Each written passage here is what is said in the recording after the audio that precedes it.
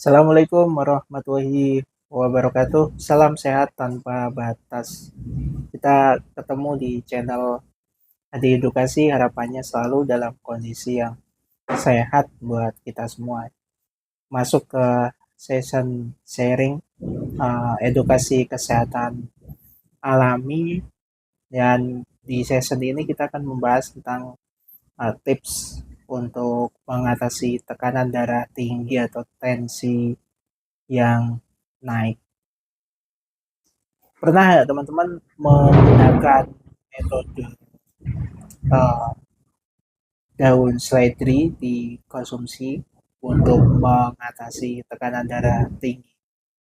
Tentu jika kita di daerah atau kita yang masih sering menggunakan metode-metode herbal, cara-cara seperti ini nggak asing lah ya. Pasti banyak yang mencoba gitu melakukan. Nah, di session kali ini saya akan mencoba untuk menjelaskan secara uh, teknis maupun secara konsep kenapa ini sering dilakukan dan apakah benar gitu ya. Secara penelitian, daun seledri bisa dikonsumsi untuk orang-orang yang ingin mendapatkan tekanan darahnya yang stabil atau mereka yang cenderung tekanan darahnya naik. Tapi yang perlu kita waspadai juga, konsumsinya harus tepat dan jangan berlebihan. Itu yang harus kita antisipasi karena senyawa di daun seledri ini salah satu yang bisa membuat kita bisa menurunkan tekanan darah atau menyetabilkan tekanan darah ini kan senyawanya ya, ada kalsium, ada kalium di dalamnya. Ada juga anti peradangan di sana untuk menurunkan uh, utamanya untuk mengontrol denyut jantung atau otot jantung agar lebih detakannya lebih stabil, lebih rileks, lebih konsisten sehingga uh, kita bisa mendapatkan tekanan darah itu stabil seperti itu.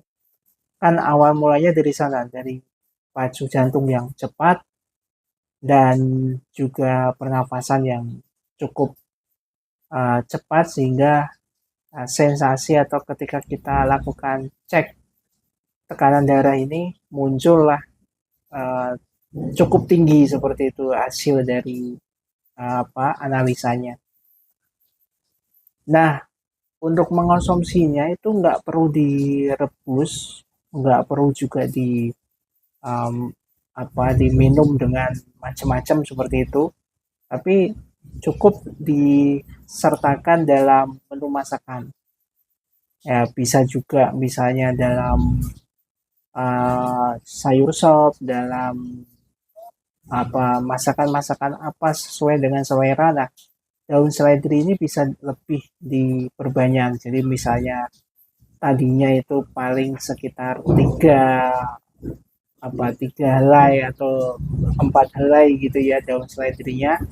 Nah, untuk pengobatan ini bisa ditambahkan lebih banyak, jadi bisa 4, bisa 5, bisa 6 helai gitu plus batangnya. Nah, jadi seperti itu, cukup sederhana, nggak perlu direbus secara mandiri. Daun seledri ini nggak perlu juga di campur dengan madu dan lain sebagainya, tapi cukup dicampurkan dengan olahan sesuai dengan selera kita. Nah, selain mengonsumsi dengan dengan masakan yang diolah seperti itu, daun seledrinya teman-teman juga bisa menjaga pola pikirannya. Jadi pola pikir, kemudian pola istirahat, kemudian menghindari dari kondisi-kondisi yang membuat cemas. Nah, yang membuat cemas ini perlu kita antisipasi. Dan yang tahu ya diri kita sendiri, bukan orang lain. Maka solusi yang terbaik menurut saya sebenarnya Nomor dua ini adalah daun seledri. Tapi nomor satu atau yang utama itu adalah bagaimana kita bisa memanajemen, menjaga pola pikir, menjaga pola istirahat, menjaga pola segala sesuatunya yang memicu utamanya stres, cemas, ini harus kita jaga. Harus kita manajemen dulu, harus kita selesaikan dulu. Yang nggak kalah pentingnya kita juga harus tepat dalam pola makan gitu ya.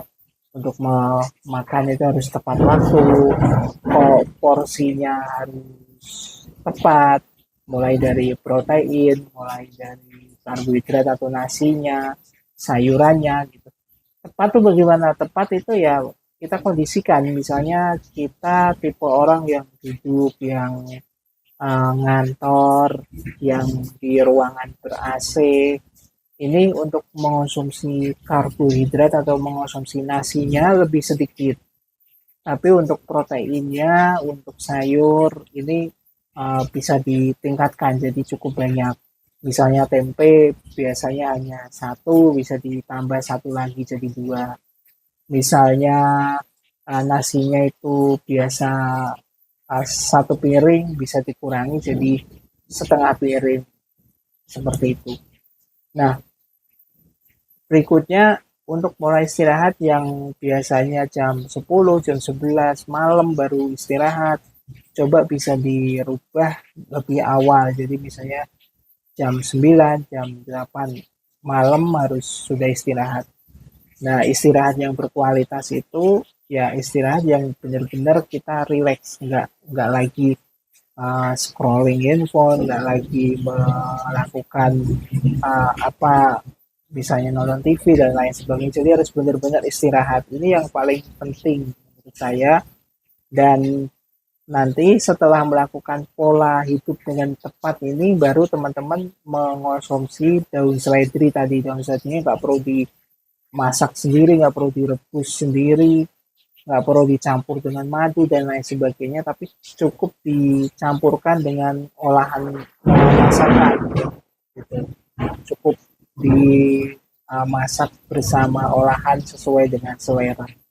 Bisa dipahami mudah-mudahan, dan terima kasih ya, ini juga termasuk menjawab pertanyaan dari teman-teman yang sudah menanyakan melalui email, yang menanyakan melalui WhatsApp, dan harapan saya ini bisa membantu menjadikan solusi, ya minimalnya bisa menjadi salah satu wawasan lah untuk melengkapi pengetahuan kita bersama. Terakhir dari saya, salam sehat tanpa batas. Assalamualaikum warahmatullahi wabarakatuh.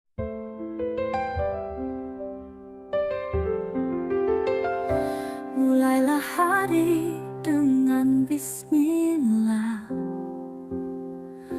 melangkah pasti tanpa lelah. Dalam doa ada kekuatan, hidupkan iman penuh harapan. Langkah cahaya, raih ridhonya, bersama Allah